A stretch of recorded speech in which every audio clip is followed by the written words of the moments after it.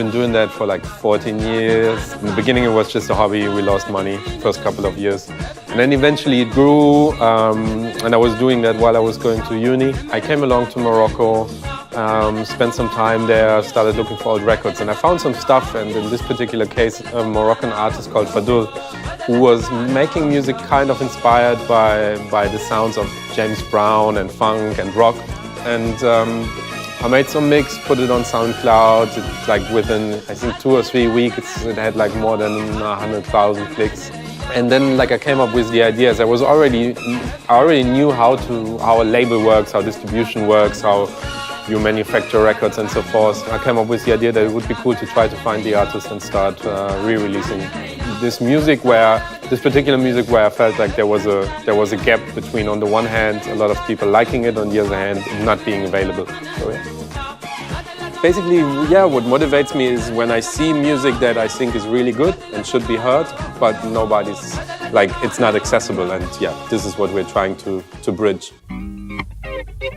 It didn't have a name when I started making these DJ mixes, and someone just used it,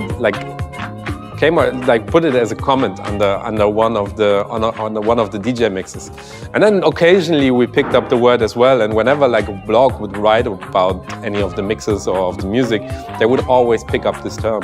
And then we were like, yeah, all right, it's actually a good idea for a label name.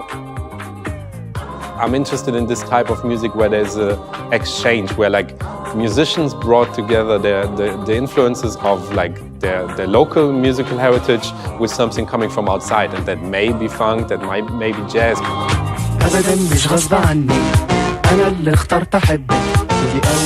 We sign artists we like, and we usually just sign them for a project, so artists retain like a lot of independence.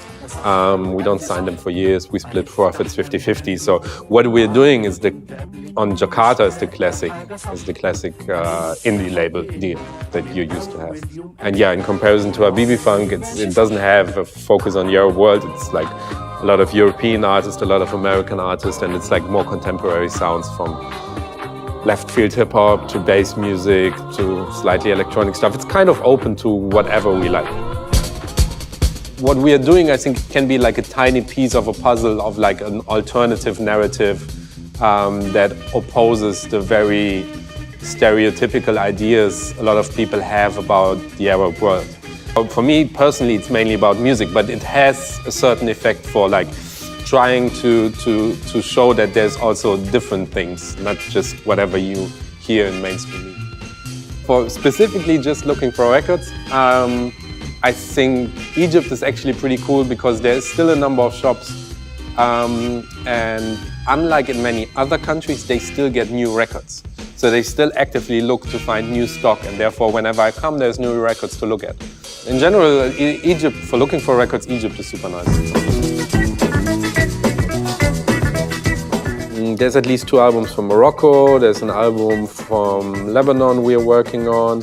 So now I'm going to focus on finishing some of these records we already have made deals for, we have already made interviews for, and I just have to finish the work first.